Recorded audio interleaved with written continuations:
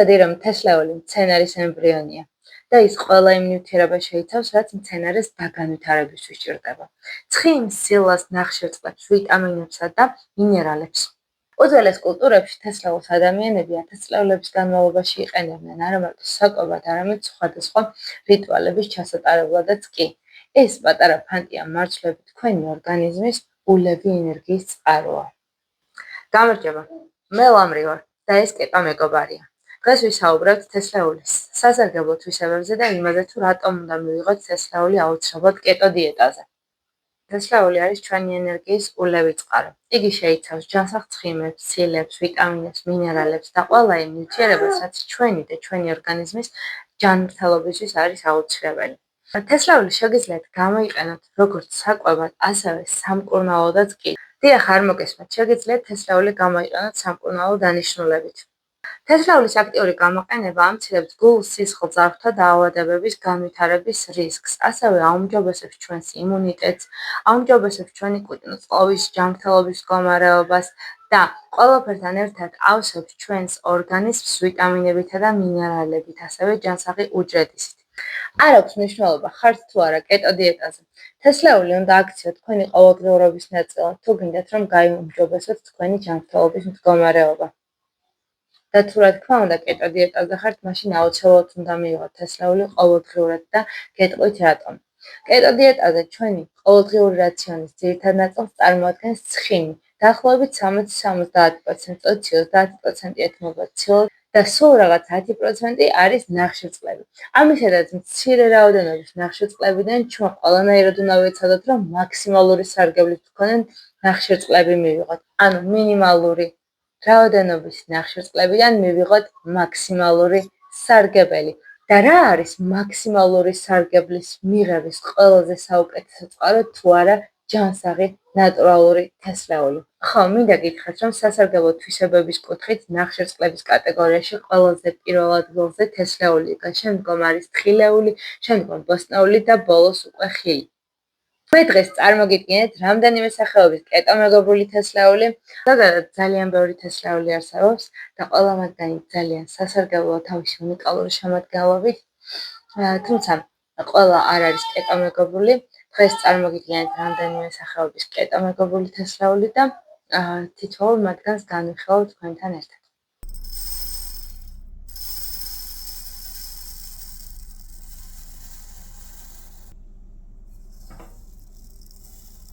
პირველი ყველაზე უფრო მეტად დაბალ ნახშირწყლოვანი თესლეული არის სელის თესლი. სელის თესლის წმინდა ნახშირწყლების რაოდენობა 100 გრამში საშუალოდ 4-დან 5 გრამამდე მერყეობს. შეიცავს ომეგა-3, მაგნიუმს, ფოსფორს, თუთიას, B1 და B6 სახის ვიტამინებს. იგი არის ძლიერი ანტიოქსიდანტი, ამცირებს გულ, სისხლ, ძარღვთა დაავადებების განვითარების რისკს, ასევე ხელს უწყობს ორგანიზმში ჰორმონალური ბალანსის შენარჩუნებას. იმისთვის, რომ სელის თესლის ყველა სასარგებლო თვისება ჩვენმა ორგანიზმმა აითვისოს, საჭიროა, რომ ის დაბქო მდგომარეობაში მივიღოთ, სხვა შემთხვევაში ჩვენი ორგანიზმიდან იგი ისევე გამოიდევნება, როგორც მივიღეთ და მის დაშლას და ფერმენტებად გარდაქმნას ვერ მოახერხებს ჩვენი ორგანიზმი. შემდგომი თესლეული, რომელზეც მინდა რომ გესაუბროთ, ერთ-ერთი ყველაზე უფრო მეტად სასარგებლო და ჯანსაღი არის ჩიას მარცვალი.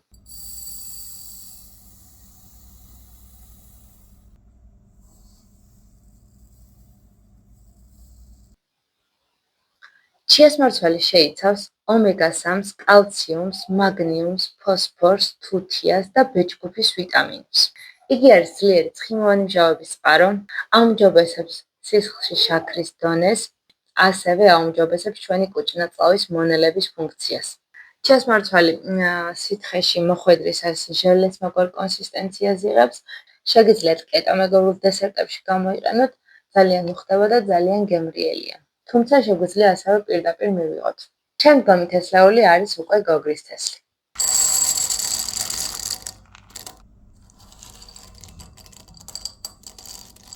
გოგრის თესლი შეიცავს დიდი რაოდენობით მაგნიუმს, თუთიას, რკინას, ფოსფორს და E ვიტამინს. გოგრის თესლი საუკეთესო საშუალებაა ჩვენი იმუნიტეტის გასაუმჯობესებლად, ასევე პროსტატის პრობლემების მოსაგვარებლად და ყველაზე მთავარი რაც არის, იგი უძილობის პრობლემას მოგიგვარებს, რადგან დიდი რაოდენობით მაგნიუმს შეიცავს. მაგნიუმს კი ჩვენი ორგანიზმისთვის დამამშვიდებელი ეფექტი აქვს, ესე ვთქვათ, საძილე საშუალებას წარმოადგენს. ამიტომ თუ უძილობის პრობლემები გაწუხებთ, მაშინ აუცილებლად მიიღეთ გოგრის თესლი. შემდგომი არის უკვე მზესუმზირის თესლი.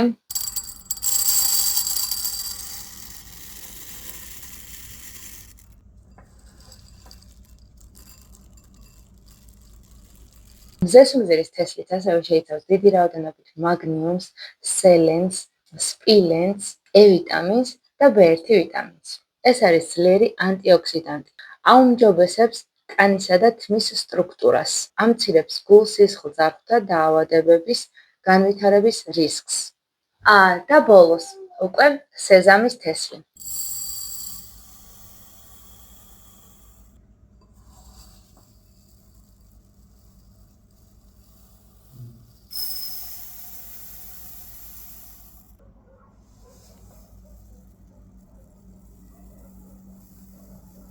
მე მაქვს წარმოდგენილი თეთრი და შავი სეზამი. განსხვავება არის ის, რომ თეთრი სეზამი არის გარჩეული კანის გარეშე, ხოლო შავი არის კანიანად. შავი სეზამის ნახშირწყლების ოდენობა 8-დან 10 გრამამდე მერყეობს, ხოლო თეთრი სეზამის დაახლოებით 11-დან 12 გრამამდე. წმინდა ნახშირწყლებთან დაკავშირებით მაქვს ერთი ვიდეო გადაღებული, რა ვჭამთ კეტო დიეტაზე და შეგიძლიათ ყველა კეტო მეგობრული პროდუქტის წმინდა ნახშირწყლების ოდენობები იმ ვიდეოში ხილოთ და იმ ვიდეოს მიხედვით იხელმძღვანელოთ. რაც შეეხება სეზამის თესლს. სეზამის მარცვალი შეიცავს დიდი რაოდენობით კალციუმს, მაგნიუმს, თუთიას, რკინას, სელენს, B1 და E ვიტამინს. ის არის ძლიერი ანტიოქსიდანტი, ამცირებს გულ-სისხლძარღვთა დაავადებების განვითარების რისკს, ასევე ძალიან კარგია ძვლების განვითარებისთვის. ბოლოს გეტყვით იმას, რომ სელის თესლი, ჩიას მარცვალი, სეზამის თესლი, ასევე მზესუმზირის თესლი არის ჯანსაღი წყარო. მოკლედ მეგობრებო, დღეისთვის სულ ეს იყო. თუ მოგეწონათ ვიდეო, აუცილებლად მოიწონეთ ეს ვიდეო და გამოიწერეთ არხი, რომ კიდევ უფრო მეტი საინტერესო ვიდეო შემოგთავაზოთ. მადლობა, რომ იყავით ჩემთან ერთად. შევხვდებით შემდეგ ვიდეოში.